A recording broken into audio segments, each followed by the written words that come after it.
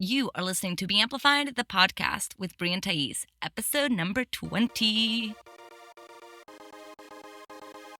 Hey, Amplifiers. Welcome to Be Amplified, the podcast. My name is Thais. And I'm Brie Seeley. We are the co-founders of the Amplify Collective, a movement aimed at radically disrupting how purpose-driven women connect and operate in the world. Because we believe it's not just what you do, but who you are that matters. Each week, join us for messages and interviews that will leave you feeling amplified and ready to change the world. Let's do this. All right, hello, we're live. Good morning, Amplifiers. It's Thais. And Brie. And today we have a guest who we wanted to talk to for probably like 10 hours. And it was very sad when we had to end the interview at 30 minutes. But he's an incredible individual, a soul brother to Brie and I. And we are excited for you to listen to his interview. But first, we have a really cool topic to bring to you, to talk to you. I should just not be podcasting right now. Whatever, it's Monday morning. Yeah, Monday morning. All right, so let's talk about living a high vibe life and what does it look like to vibrate at a higher energy on a more consistent basis. But first, Brie, why is this even important? So one of the things I wanted to start off with is just the foundational elements of like what this means, and it will also then answer Thais' question of the importance of it. So basically everything in our world is energy.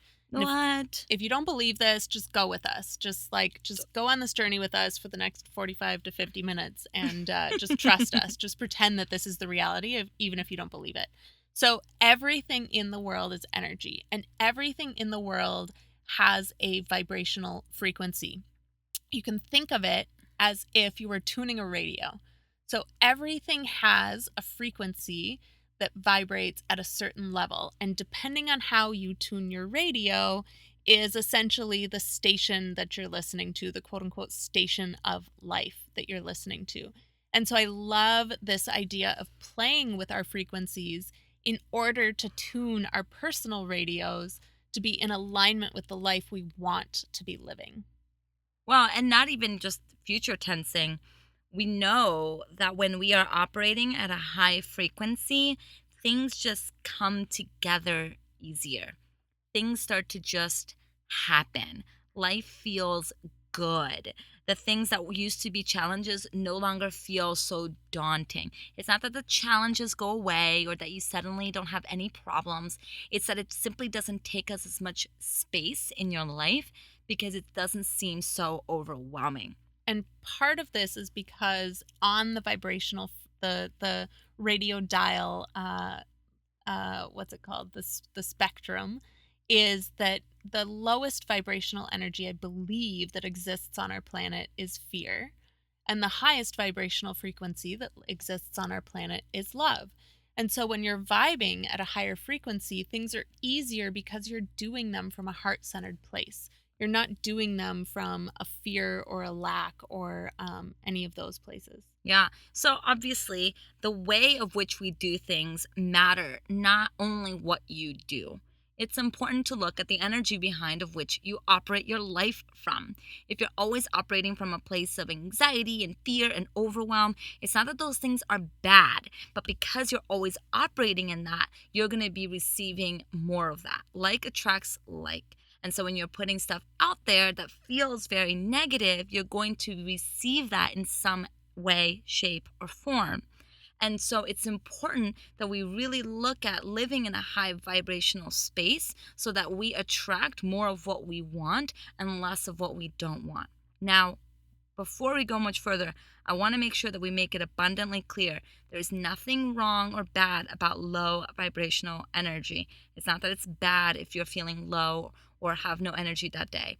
It simply means, or what we're simply saying is that when we can get into a space or we can commit to doing certain things to increase our energies, we tend to feel better more often. And that's what's important. It's not that we never have bad experiences. It's that we just have better experiences more often.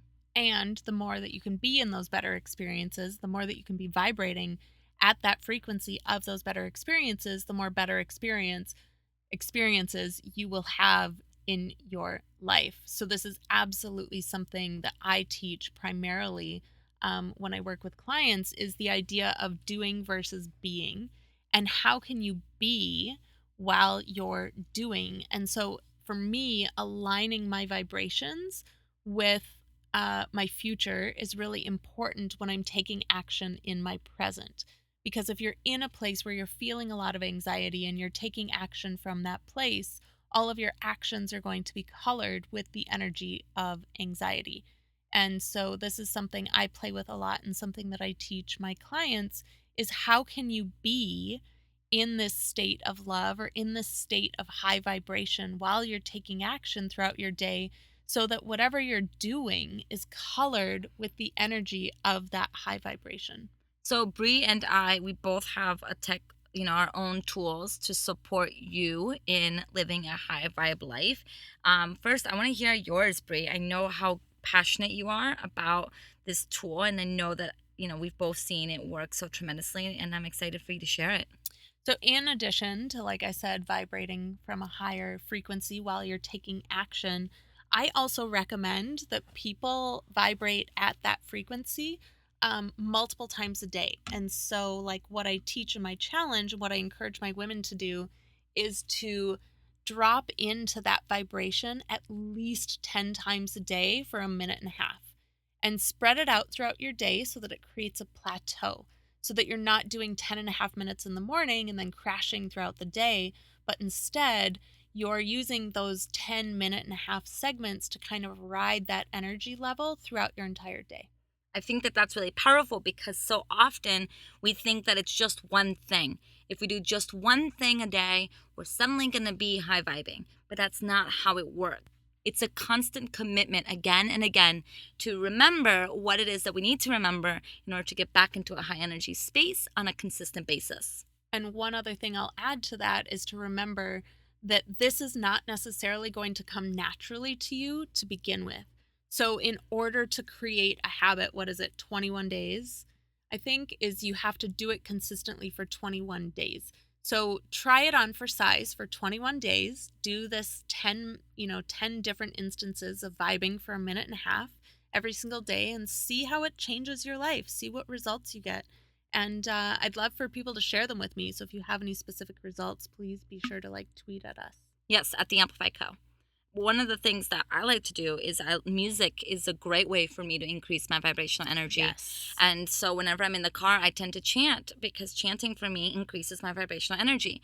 Or I'll just dance out to like Katy Perry or Taylor Swift. I mean, it's not, doesn't matter what music, it matters the energy. And when you are dancing and you're feeling really good, obviously it's going to be much easier for you to get uncomfortable and take bold action than if you were in a place of being stuck.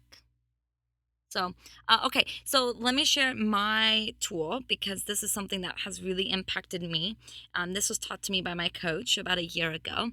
And I was trying to ask, why is this happening? Like, why is this the way it is? And she said to me, Thais, why is one of the lowest vibrational questions that you can ask yourself. Why and how are two low vibrational questions, because the answer won't satisfy what you want it to satisfy. Instead, the highest vibrational questions that you can be asking is what? What? And that has always stuck with me. So every time now I tend to go into the why. Why me? Why is this happening? Why did this, come about the way it did? I remind myself that why never gets the answers that I want. And what's fascinating is that the mind will always answer your questions. So if you ask yourself a question right now, like what is 2 plus 2? Even if you don't want to answer it, your mind spits out 4. Like, that's how brilliant the mind is. And so you want to make sure that the quality of questions that you're asking yourself will create the answers that you actually want. So instead of why is this happening to me, which then is going to perpetuate negative thoughts, what's better to ask is, what can I do with what I have and where I am to get to where I want to be? What can I do with what's coming up with me right now? Like, what is an action that I can take right now?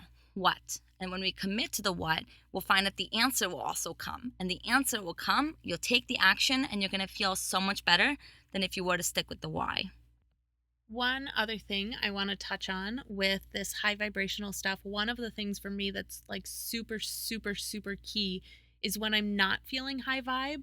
the the one thing that can always increase my vibration is some sort of physical movement. Mm. And it's not even necessarily a specific kind of physical movement. It can be everything from, just doing a simple goddess pose in yoga, or just dancing in my kitchen, or taking a walk, or going to flywheel, or really anything to get my body moving is what helps unlock and unstick energy for me. So I guess what we're trying to say, peoples, is that you have a responsibility for the energy of which you are operating from.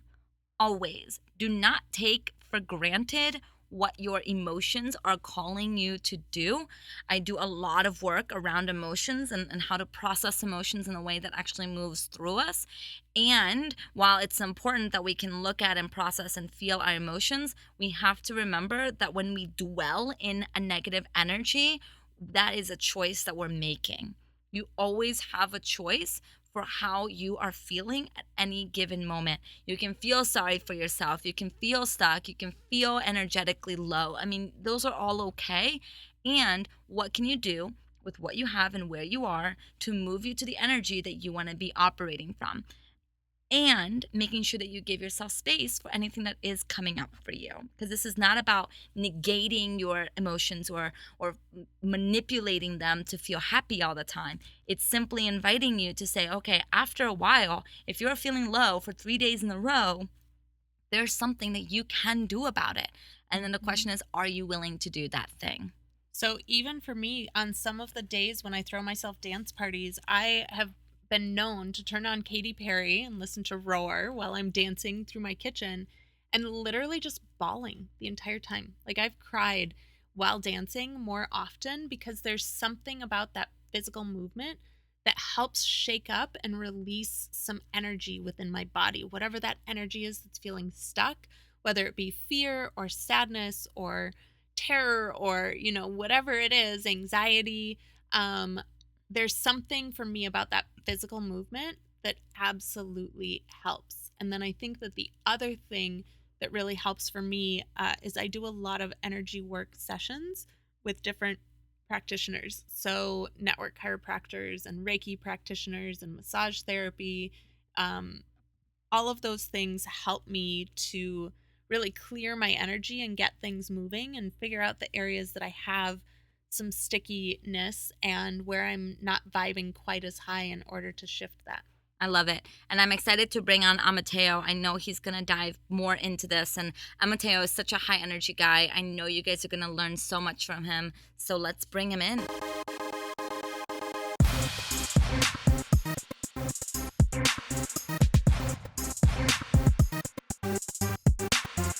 All right, amplifiers, we have an extra special guest for you today. I'm so thrilled at this guest. I'm just so I usually say excited, see, and I'm trying to We're trying to incorporate new words into our vocabulary. Don't worry about it. Anyway, so we have Amateo. Amateo, thank you so much for joining us today. We're so amazingly excited to have you on. I'm thrilled to be here. I'm elated, and I'm gonna pick up on the vocab train. And you two women are just some of the biggest, brightest powerhouses, not only just in the world, but just rising stars in this industry. And it's just my pleasure to be here. And for all those listening, not only are you guys fans of them, but I'm also their biggest fan. So. Mateo runs our fan club. It's fine. Well, let me tell our listeners a little bit more about you. Bree said it with such seriousness. This is what happens. So the three of us get on the phone sometimes, and this is pretty much all that happens. It's amazing. It's just like productivity giggle fest is just what it is. Okay, so for real, let me tell the guests or our listeners a little bit more about you. So Amateo Ra is the CEO of the Ascension Academy and AmateoRa.com. He's a top coach for conscious entrepreneurs, coaches, and healers who are looking to scale their impact and income to a higher level. He combines his long history of expertise in metaphysics, spirituality, business, and coaching to create simple yet effective strategies for highly scalable, highly scalable. I'm having issues today. That's Maybe it's okay. because I'm sick. This might not help. highly scalable, high vibe lifestyle businesses. His blogs have had over millions of readers, and he currently specializes in creating world-class live events that generate over 6 figures in profits. Woo! His greatest passion is helping humanity create a high vibration reality. Amazing. So tell us, Amateo, what does it look like for you to live an amplified life? I love that question a lot. Even just tuning into the energy of amplification. And for me, instantly I go into the idea of amperage, meaning quantity of energy. And so to live an amplified life means that my energy is just scorchingly high. I'm spiritually connected and I'm generating just pure spiritual universal energy into my body, into my mind, into my heart. My heart is open, my mind is clear, and I'm moving. I'm moving energy. I'm moving physically. I'm physically strong and using all of this energy, all of this amperage to contribute, to give back, to serve people, to really make a difference, not only in the lives of those that I work with and my clients, but also in the lives of my friends and the lives of my loved ones, where, to live an amplified life to me means that with every action, thought, deed, choice, and decision I make, everyone around me is uplifted. That's beautiful. I don't even know. I think we could just do a mic drop moment right there and just Interview over. Interview over. So tell our listeners a little bit about your story, because Bree and I know your story pretty well, I'd say. And I think it's really great and really fascinating. And I think it would be of great use to the world. So share it, please. Cool. Awesome. Great. Well, let's see. Basically, at one point, I was a young man and I was a little lost, and I was trying to find my way. And one of my favorite little anecdotes is one of my high school teachers gave me 2 books. He gave me Siddhartha and he gave me Hunter S. Thompson. And he said, between the 2 of these, you will find yourself. And I don't think that could be any truer.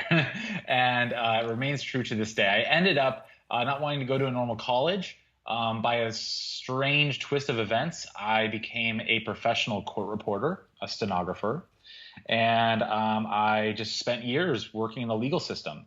I was running a very successful independent contracting court reporting business, but basically it reached a breaking point for me due to the content of some of my cases, as well as the fact that it was illegal for me to help people. And when it became illegal for me to help people, really something started to set in. And at the same time that this old life, this old world, this corporate environment was falling away, I was having a huge spiritual emergence.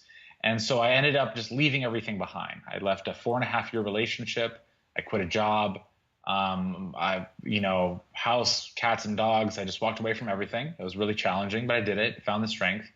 And I just went out into the unknown, and I started to get as much spiritual training as I could, Reiki certified and Theta certified. I mean, the list is pretty long. We'll spare you. But just started to go through all of these different trainings and working with all of these, just some of the most talented and brilliant spiritual mentors and coaches in the world. And I started teaching, facilitating workshops and teleseminars back in 2010, as well as doing live events and speaking on stages. And it kind of took off from there. For a while, I was doing spiritual mentorship and my own media broadcasts. And I was also hustling on the side, building sales funnels, doing launch consulting, designing sales pages, and running a tech development firm. To bring in more income, more impact, and get more grittily involved into the entrepreneurial side of things. And then after a while, managing both sides of this business, I said, hey, I think I'm going to combine them. And I'm going to really step into being a coach for conscious entrepreneurs. And I've done that ever since. I've been running a very successful business for several years now. And I have a number of programs, and I run a professional mastermind, and I do live events for which you guys, you ladies, just got to attend. And I absolutely love what I do. And it's just exponentially growing every day. I love it. I think that's really amazing, your story and how far you've come in such a short time. I mean, we often think of a lifetime as being so long, and yet it's only been 30 years of your life, and you have gone through such an incredible transformation. I think that's absolutely beautiful. Yeah, thank you. I'm like, yeah, wait, yeah, it's only been 30 years. Like, oh shit. Yeah, sometimes I feel like I'm 103, but you know. So going back to how you live your amplified life, do you have like a daily ritual or routine that helps you kind of get into that state in preparation for the day ahead to serve your clients, to serve the world? Yeah, that's a great question. The answer to that is definitely. When I wake up in the morning, the first thing I do is I just connect to my heart and I connect to oneness, and I just really tune in on God. And then I stretch out a bit, get my body moving, do a little bit of yoga, a little bit of qigong. Sometimes I go outside to do a little morning practice. I meditate and get centered. I get really clear on what I need to accomplish and what my priorities are. And then I also get clear about how I'm going to tackle things, because I've learned that sometimes, like sometimes I wake up and I do a very short morning practice and then I just run out to the gym. I shoot out to the gym, I go get a workout in. And what I found is once I get back from that workout, maybe I stop on the way home and get some cryotherapy, go turn into a popsicle. And on the way home, once I arrive home actually, and I get work done, like I'm just wicked fast, I'm really focused, and I can just blaze through things. So for me, it's really just about me connecting with my truth, connecting to my higher power, getting motivated. Sometimes it's a little unstructured, sometimes meditating, sometimes I'm having just a full blown gangster dance party to get my day started. But either way, it usually includes a good dose of tonic herbs and nootropics, and next thing you know, we're off to the races. That's amazing. And knowing, you and we, like you mentioned, Brie and I attended Mateo's event, and we got to speak at his event and be a part of his experience for 3 days. And it was really magical and really epic. And one of the things, Mateo, that you do, I think, so beautifully is when you show up 100%. You're totally present in the room. You're able to channel that energy that I know a lot of people are intimidated by with live events, and you're able to do it so well. Do you have, did you learn that somehow? Are you just like a master at facilitating live events? Question. What is the story behind that? It's a great question. I love that question. Here's a little secret. I've never taken speaker training. I've never done Toastmasters. I've never been trained by people who do this professionally, that teach people how to do it professionally. I have just gotten on stages since I was young, and every chance I got to speak, I just did it. And so I've kind of just learned through experience, and I've gone to a lot of events where I studied people who do speak. I study some of the things that I think are very powerful, engaging. I think engagement is everything for me. I like to be captivating and engaging. I want people to just be glued to the moment and just be so deep into what's happening and what's present for us. So I've just paid attention to how I see other fantastic speakers do that and keep the energy really high. But I think there was also part of me that's been a little resistant, to be honest, to certain kinds of speaker training, because I didn't want to be over polished. I didn't want to be overly perfected. I want to be a little messy. I want to have a little bit of just kind of edge to me where it's really clear that, even though I might be really smooth and captivating on stage, I also have, you can do this too. It's not out of your reach. You can do this too, because I get a lot of my clients to produce live events as well. It's something that I'm very actively involved in. So I think honestly, the easiest answer to that is I do my best to be my fully expressed, authentic self every day. And that includes just hours and hours of coaching calls on a daily basis, and running my mastermind events. So by the time I get into an event, it doesn't feel that different than just a normal day of work for me.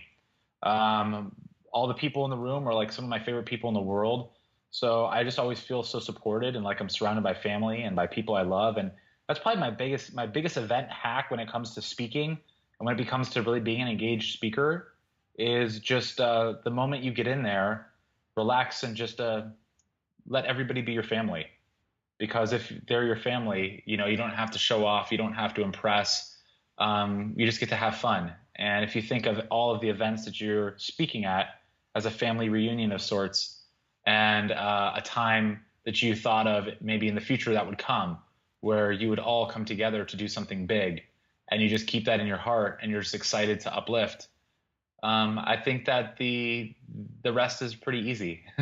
I love that. I feel like for a lot of events, the people that throw them feel like they have to put themselves up on a pedestal or somehow be superior to the attendees. And it creates a real disconnection for me. Like if I see someone up on the stage that is trying to come off as if they're better than me, I have zero desire to engage or interact with them. Mm-hmm. Me And too. I've definitely, the event that you and I met at, Amateo, Yeah. I totally had zero interest in being there whatsoever. Me too. And it's really interesting, the new authenticity that's really coming into the business arena. And I think you do it so well. One of the things that yes, it was only a week and a half ago, but distinctly remember about your event was that you laugh so much and you're so present and Your laugh is so contagious. You laugh and then you laugh at yourself laughing and then you laugh at yourself laughing and then it just becomes, you just do this own cycle of your laughing and then the entire room just can't, it's just the most beautiful thing. And you can tell You're that making me laugh. you get up on stage as if you're just with family. And it's so telling of, the kind of entrepreneur you are, the kind of server that you are. I get it. yeah. That you are in the world. And forgive me, I'm sick today. But I just think it is really telling and it's really beautiful because this is the new wave of entrepreneurialism and authenticity is really one of the key ingredients. Yeah. I think so, and I think too, like, I think at the end of the day, we as coaches, we're helping people become the new celebrities, and I don't think to do that means to make yourself look like such an austere, untouchable celebrity that they're going to want to be you. It's like, fuck that. Like, give them a chance to all feel like celebrities in the room. Yeah. And that just feels so great, And so I just navigate my whole life, my whole business about how I want to feel. So I think a lot about, I don't think about what people think of me. When I'm speaking at events, when I'm being myself, I actually had this moment at the end of the 3 days. I like laid down, my legs were a little tired, but I felt really accomplished. And I realized that not a single thought had passed across my mind in terms of thinking what others were thinking of me. Whether they were judging me, I was speaking to the back of their mind, concerns they may have, fears, worries, unspoken desires and dreams. But that, to me, that's different than wondering about their projections on me. It was really about them with themselves. And so that was really impactful to realize, like, oh, in a place of just being an open channel, you can really step out of that and just connect heart to heart. Were you always like that? Do you feel like you've reached the point of transformation where that's now true for you? I used to be, I still get a little bit self-conscious at times for sure, but I would say that transformation's really helped. Someone once told me that a spiritual mentor said, mind your own business, literally. Mm-hmm.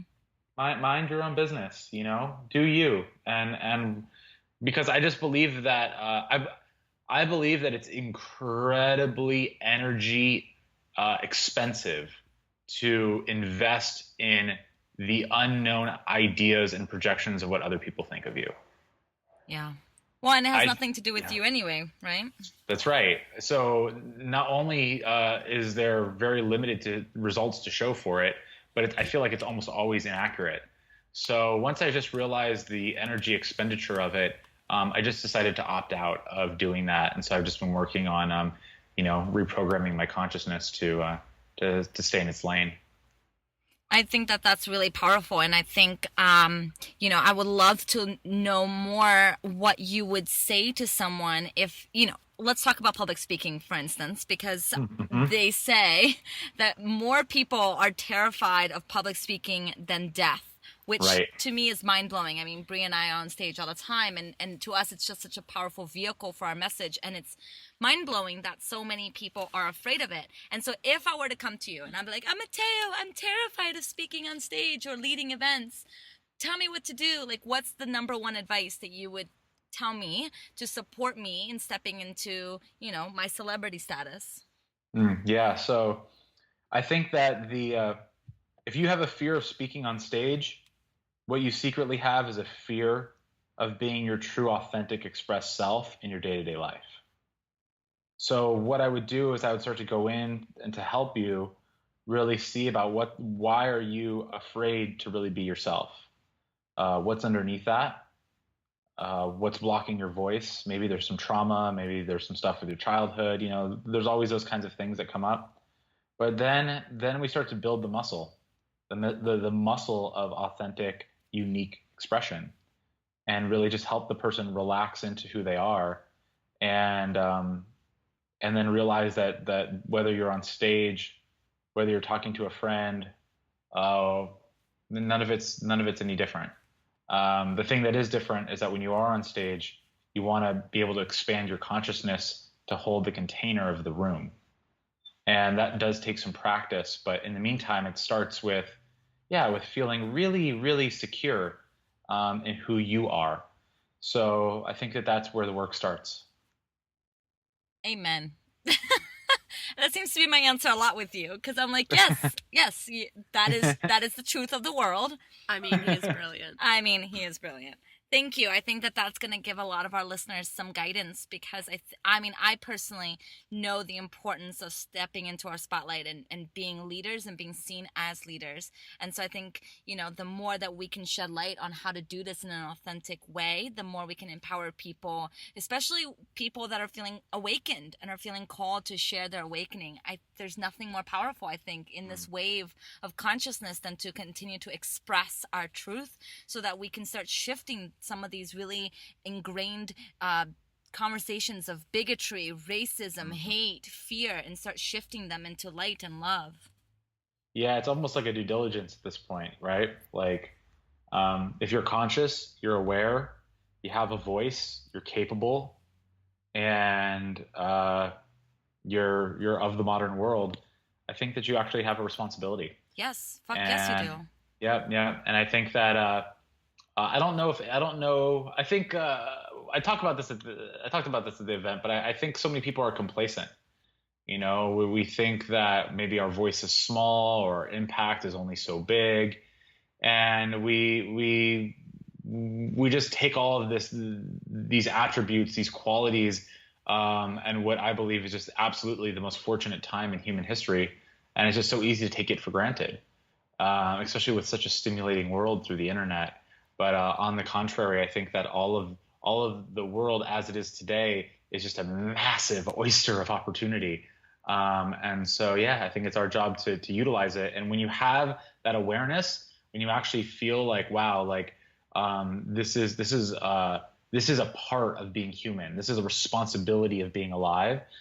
We can take that element, still treat it light, have fun with it, but realize the severity and the sincerity of this and how much we actually just need to get over our own shit. Yeah. Because that's often the hardest part of the work, but on the other side is always a breakthrough of everything you're looking for. So let's talk a little bit more about this responsibility piece. So Tice and I definitely both feel a responsibility to bring our work into the world and like really truly serve in a big way, as I know you do as well. So I have a few clients that feel almost paralyzed by that responsibility. They see the responsibility and they almost bear it as a weight, as if the entire world, rests upon their shoulders. So how do you balance the responsibility of being a huge catalyst in the world without taking on the responsibility of every single human being's actions? Yeah, that's great. Well, I think it starts by pulling back all projections of the fact that the world needs to be something other than it isn't, and coming back to who you are and going, what do I have responsibility for myself? Okay, I've got responsibility over my thoughts, I've got responsibility over my emotions, I got responsibility over my energy, got responsibility over whether I stay angry about things or whether I forgive. So I think it starts with going back to what we actually have responsibility for. And I think that the truth is, so many people will project responsibility out there on the world because they have resistance to take responsibility of their world. Mm-hmm. And that is probably, I think it's an epidemic. So what do? We go back to our personal responsibility. And I think once you start taking responsibility over your life, over the energy that goes into your life, over the food you eat, the water you drink, just everything as a whole, you start to just take full sovereign responsibility. You start to then be able to extend that responsibility into the proximity of your environment.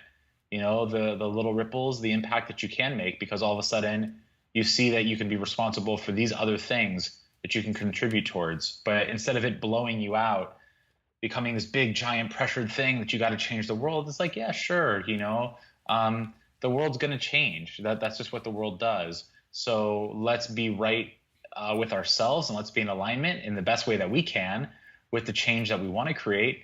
And let's, it's several little dents that is going to shift the trajectory of humanity.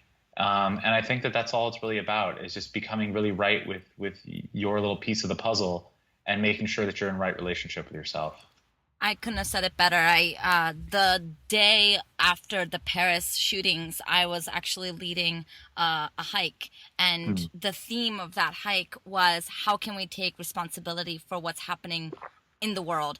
Because I know that when terrorism strikes, or right now with all the conversations around Black Lives Matter and all the things going on in America, but also so many things are going on in the Middle East, it can feel like, well, it's not affecting me directly, so what can I do? What do I do?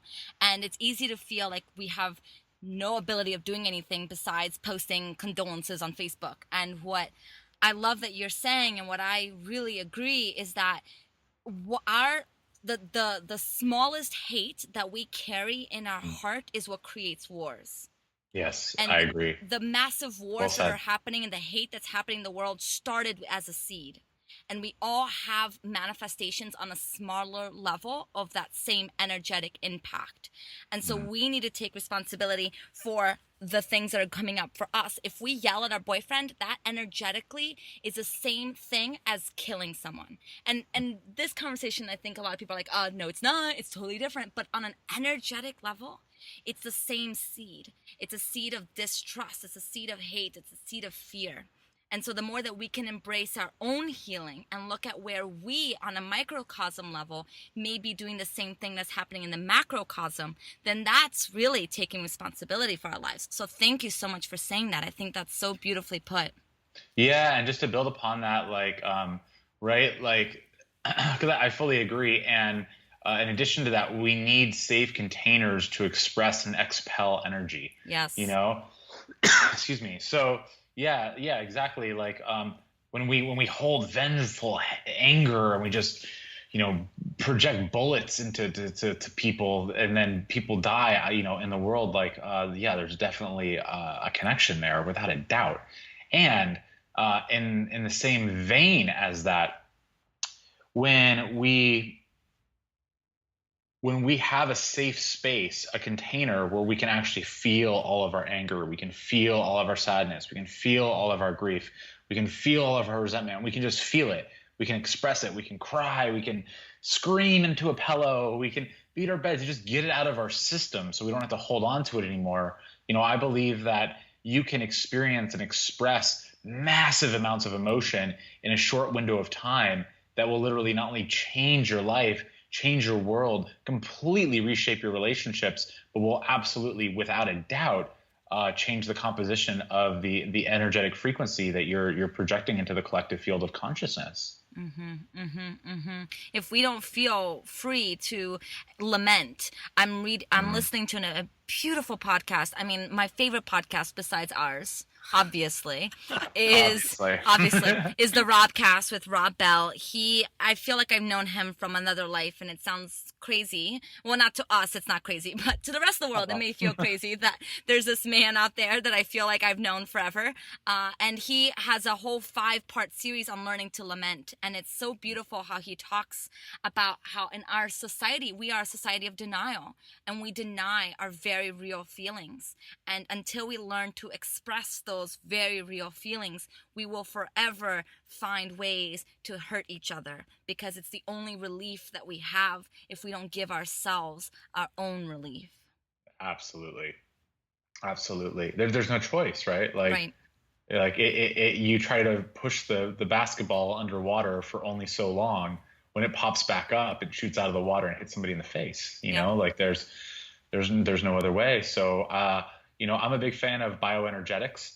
Bioenergetics is an amazing tool modality that's literally used to tease and antagonize emotion out of the body through movement and through breath and through stretching and postures. And it's something that I use very regularly because I hold a lot of space for my clients. I'm a big empath. I imagine that a lot of your listeners are highly empathic, whether they realize it or not. I imagine that they're your crew that you tend to magnetize, in my experience, are all very empathic in nature. And so Totally. As a result, as an empath, as much as you can try to guard and shield yourself or whatever, you're still going to be taking on a ton of energy emotionally. You're going to feel all these things, and a lot of it's not yours. So, I just want to encourage everybody out there to take their time, take their space to breathe, feel, and lament, and really let that stuff come up and out. One of my favorite quotes is that, the cause of all distress and disease is from suppression, repression, and depression. So that all of that is down and in. The solution is up and out, and there's one word for that, and that's expression. So I love that so much. Me too. So what's the cure-all for everything? I believe that at the end of the day, it's really expression. Yeah. Beautiful. Well, we're about to wrap, but I have one last question. I know. I can't believe it's Can we do a part 2 sometime soon? Yes. Okay. In unison. Okay. So one last question for you. Sure. One of my favorite things that you said at your 3-day event was enlightenment is all about lightening up. So what is your favorite way to lighten up, especially, we've talked about all these heavy things today. Besides playing volleyball. Right.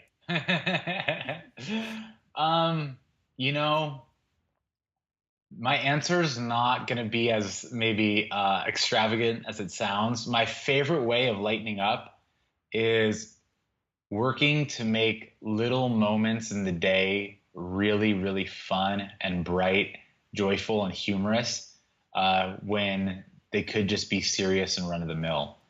So, I have a new love interest in my life, and whenever we're like out and about and we're doing things, I'm always just looking at how we can make little things fun, the grocery store fun, the drive fun, let's play a little game here. Let's play a little game here. And I'm really working to get better at it. But for me, lightening up is not just about like the big, crazy, ecstatic things. As much as I love that, I'm a big ecstatic dancer, which is definitely one of my favorite ways to lighten up and move emotional energy. But for me, lightening up is all about turning the mundane into the miraculous. Quotable. Yep. Tweetable. There we go. So, Mateo, for the people that are listening who desperately need to know how to get a hold of you, where do they go? Well, if they really, really want to get a hold of me, then definitely just shoot me a message on Facebook. I'm very social. I'm highly engaged with people. My biggest passion in business is human relationships. I know that everybody out there, they're not just icons on a computer. They're real human people with real feelings. And if you're called to connect with me, then shoot me a message. You can also, so Facebook, Amateo Ra. I've got a profile page. Follow my personal and shoot me a message on my personal. And also you can find me at amateora.com. That's really the best resource right now. You can learn more about my coaching. I also, if you opt in there, you'll get my ebook, the Crush Resistance, Create Yourself ebook. It's all an ebook to help you track all the resistance in your life and just start really eliminating it. through getting a handle on what it is, how to deal with it, and how to return to having an epic creative process so that your dreams become a reality. I love it. Thank you. That'll all be in the show notes as well. So for anyone that didn't get that down, just head over to theamplifycollective.com and you can find all that info. And as usual, we will have another epic podcast coming out next Monday. But until then, we wish you all to have an amplified existence, and you can find us on Twitter, Instagram, and Snapchat at The Amplify Co. So thank you, Amateo. We're so blessed to have you on, and clearly there will be a part 2 coming up. Wonderful. Thank you, too. This was an absolute treat. All right. Bye. Bye. Bye. Take care.